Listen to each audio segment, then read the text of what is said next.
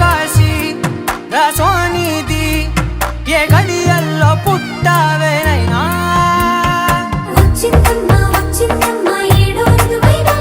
నా ఊహల్లో నా ఊరేగింది నువ్వమ్మా నా బ్రహ్మచర్యం బాకీ చెరిపేసిందమ్మా